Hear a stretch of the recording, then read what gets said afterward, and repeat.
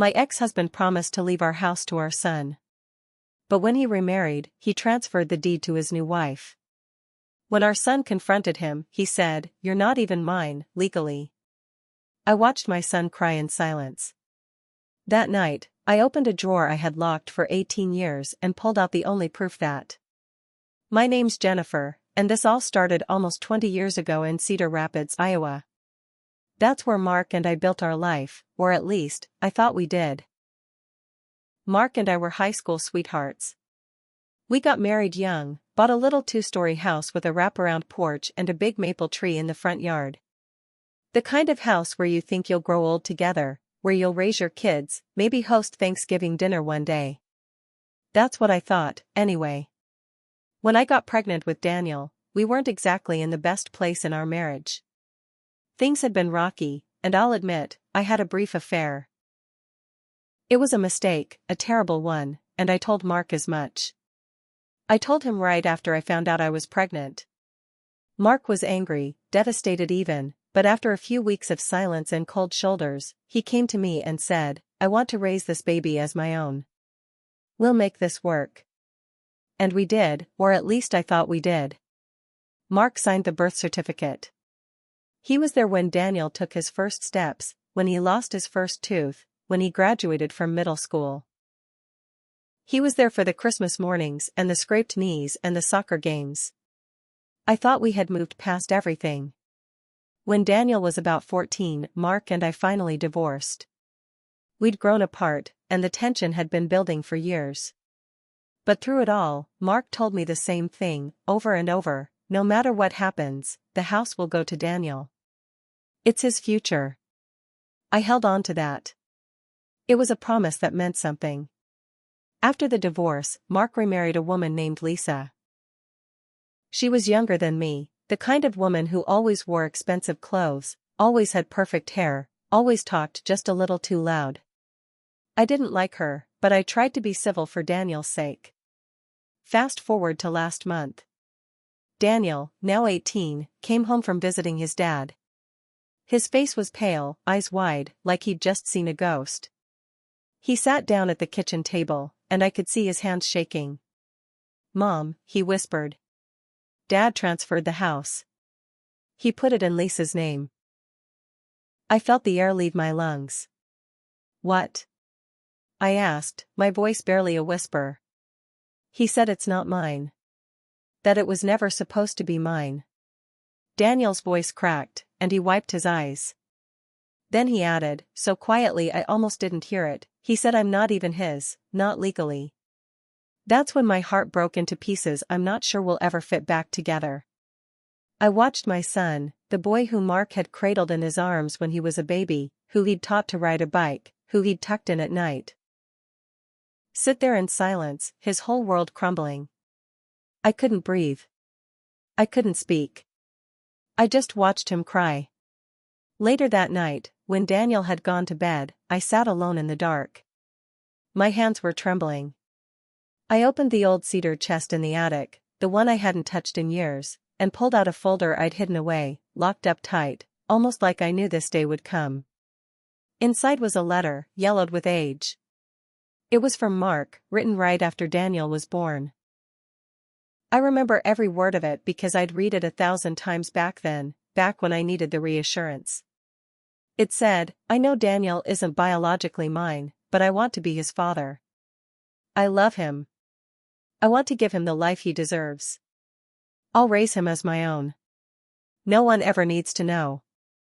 There was also the DNA test. It confirmed that Mark wasn't Daniel's biological father. We did it for peace of mind back then, but Mark had insisted it didn't matter. Now it mattered. It mattered because Mark had used it to justify taking away everything from Daniel, his inheritance, his home, the security he thought he had. I sat there, staring at those papers, and something inside me snapped. I wasn't going to let this stand. I wasn't going to let Mark throw away our son like he was nothing. I called a lawyer the next day. I showed him the letter and the DNA test. I told him everything. He listened quietly and then said, "This isn't going to be easy, Jennifer. But I think we have a case. I knew it wasn't going to be easy. I knew this was going to get ugly. But I also knew one thing, I was ready to fight. For Daniel. For the truth. For everything Mark had tried to take away. And I swear, I won't stop until I make Mark pay for what he's done. After I spoke to the lawyer, I felt a strange mix of emotions, anger, fear, and something else I couldn't quite name. Maybe it was hope, but I didn't let myself feel too much of that. Not yet. Daniel didn't know I'd reached out to an attorney. I wanted to shield him from it for now. He was already hurting enough, and seeing his dad betray him like that had gutted him. A week after I talked to the lawyer, I heard from Mark. He called me in the middle of the afternoon, his voice sharp, like he'd been waiting for the chance to lash out. "Jennifer, what the hell are you doing? Lisa told me you're trying to contest the house transfer. You're wasting your time." I didn't say anything at first. I let the silence drag out, let him sit with it. Then I said, "I have the letter, Mark. The one you wrote after Daniel was born. You acknowledged him as your son." He went quiet, just for a second, then scoffed. "That was years ago. It doesn't mean anything now." "It means everything," I said, my voice shaking. "You promised him that house. You promised me. And you can't just erase that because you found a younger woman who told you what you wanted to hear." He laughed, a cold, hollow sound. "Jennifer, you always were sentimental. Daniel isn't my problem anymore. Legally, I don't owe him anything. Let it go before you embarrass yourself." That was the last straw. I hung up and called the lawyer again. We filed a formal complaint, claiming a constructive trust based on Mark's promise and his actions as Daniel's father. My lawyer said it was going to be tough, that Mark's legal team would fight tooth and nail. But then something unexpected happened. A few days later, Lisa, Mark's new wife, showed up at my door. She was dressed to the nines as usual, heels clicking on my front porch, her designer bag slung over her arm like she was walking into a boutique instead of the house where her husband had raised a family. I opened the door, and she smiled, but there was nothing warm in it. "Jennifer," she said, voice sweet as syrup, "I think it's time we had a little chat." Woman to woman. I didn't invite her in. I just stood there, arms crossed. She sighed, like she was disappointed in me. "Look, I know you're upset about the house. But Mark and I have plans, and this tantrum of yours is getting in the way." I clenched my jaw so tight I thought my teeth might crack. "I'm not throwing a tantrum. I'm fighting for my son." Her smile tightened. "Well, I have news for you. Mark isn't going to back down. And if you push this, if you drag this out in court, we'll make sure Daniel gets nothing. Not just the house. Nothing. No help with college. No inheritance. Nothing. You know Mark has the money to bury you in legal fees. Do you really want to do that to your son?" That was her angle, trying to guilt me into backing down. I stared at her, fury boiling in my chest. If Mark wants to burn everything down, fine. Let him. But I'm not backing down. Not this time. Her smile faded, just for a second.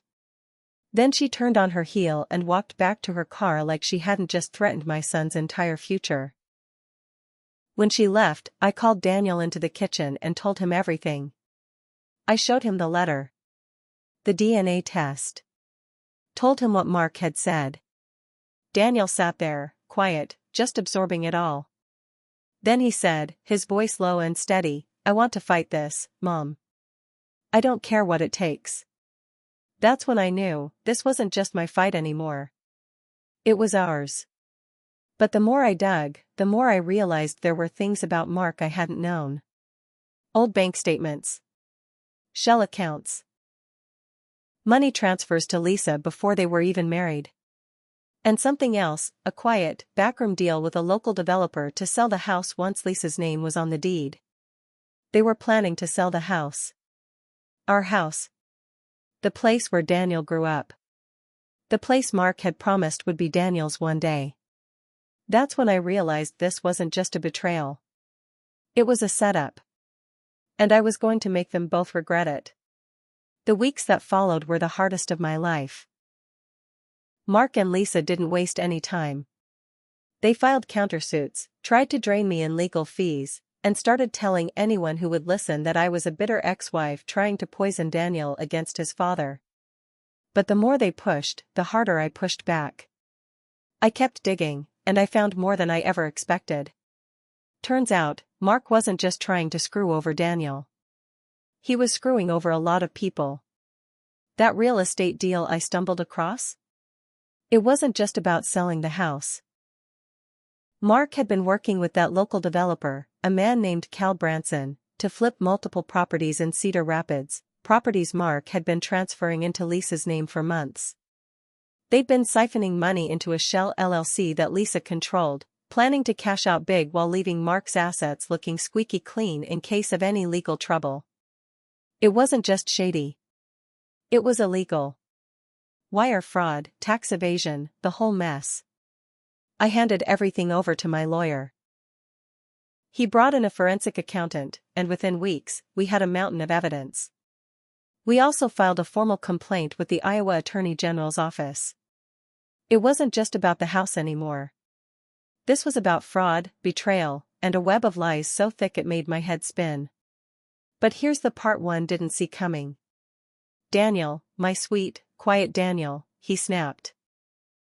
After all those years of being the kid who got pushed around, the kid who swallowed his feelings just to keep the peace, he finally had enough. One evening, he showed up at Mark's house, their house now, the one I used to call home.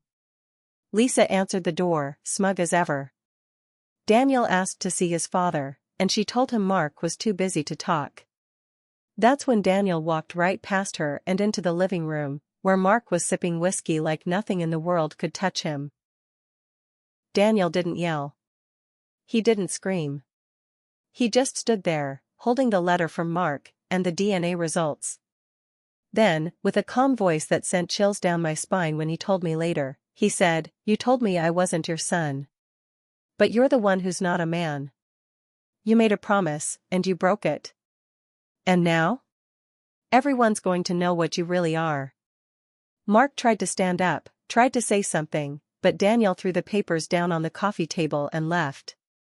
The next day, the story broke.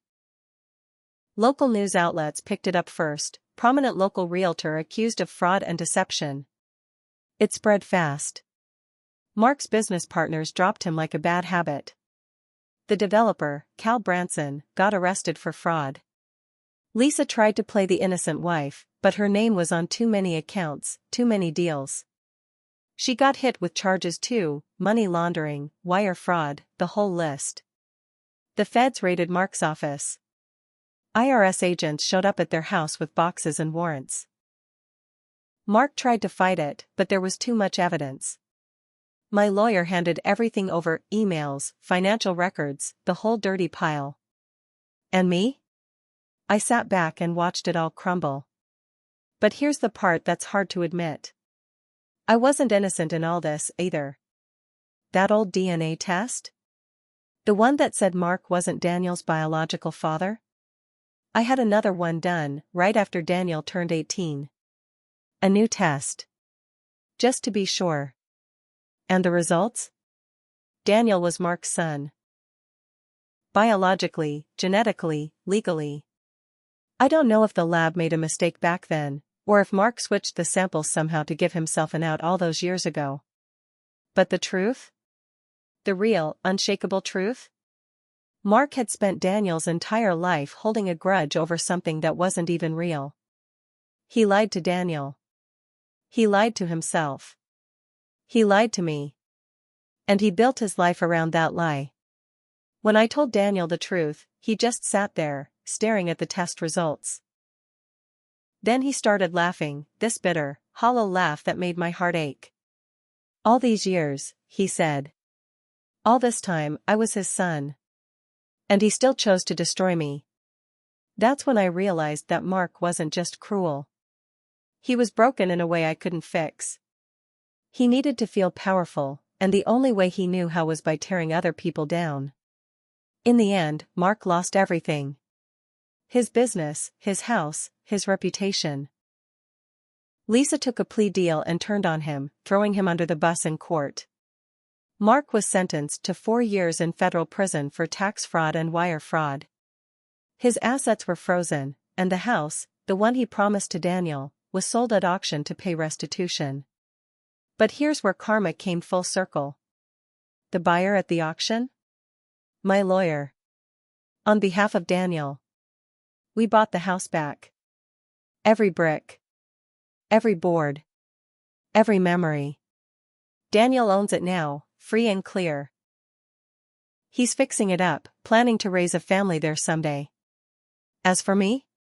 I'm finally at peace. Not because Mark got what he deserved, but because Daniel finally knows the truth, that he is loved, that he is worthy, and that no one, not even his own father, gets to decide his worth. I still keep that letter, the old DNA test, and the new one, locked away in a drawer. A reminder that lies have a way of catching up to you, no matter how long it takes. And that sometimes, the best revenge is watching the people who tried to destroy you crumble under the weight of their own choices. After the legal mess started, I thought it couldn't get worse. But I was wrong. Mark and Lisa fought dirty. They painted me as the jealous ex, the bitter woman trying to ruin Mark's new family. They twisted the story, told the court I was trying to manipulate Daniel into suing for a house that was never meant for him. Lisa even stood up in court, fake crying, saying she and Mark were building a future together and that I was trying to destroy it out of spite. For a while, it felt like they might win. They had money, lawyers, connections. And the judge wasn't exactly warm toward me in those early hearings. But then, the truth started to bleed out. Mark's financial records were a mess. The forensic accountant found hidden accounts.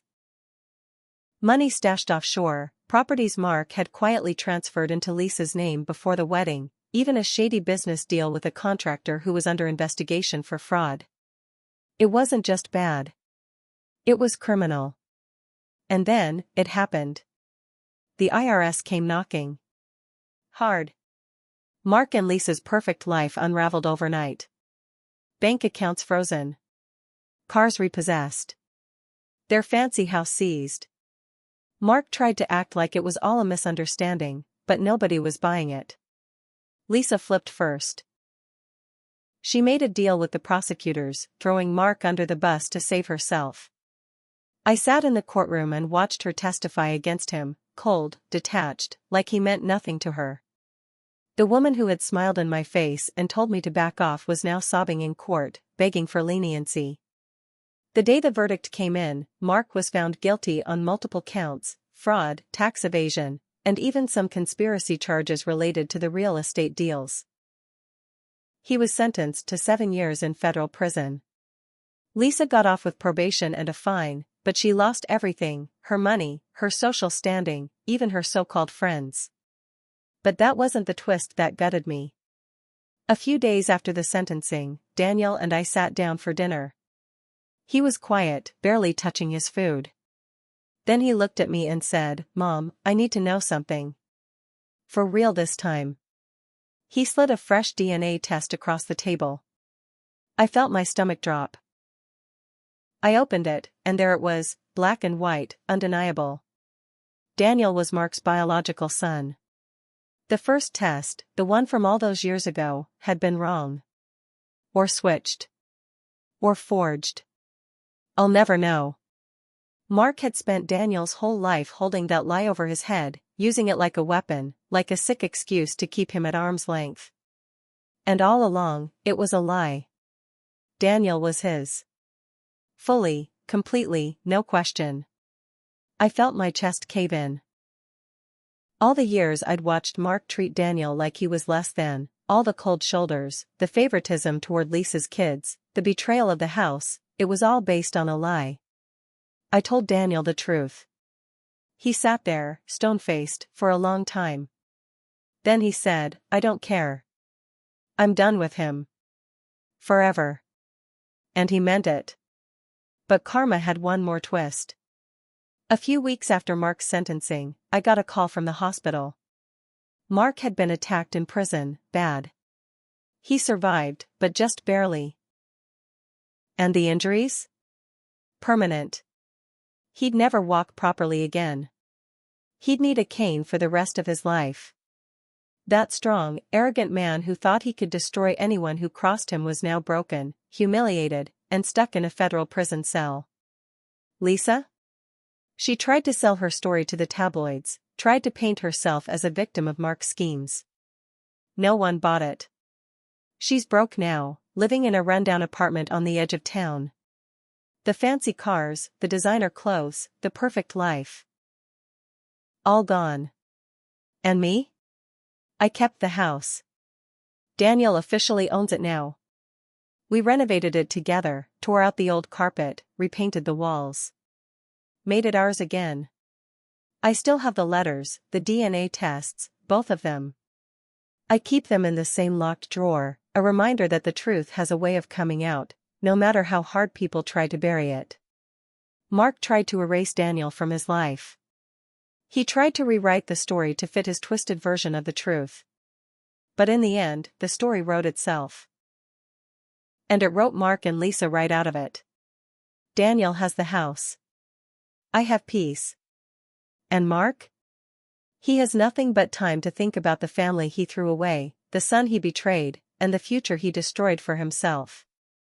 That's the price of lies. That's karma. And I don't feel sorry for him. Not one bit.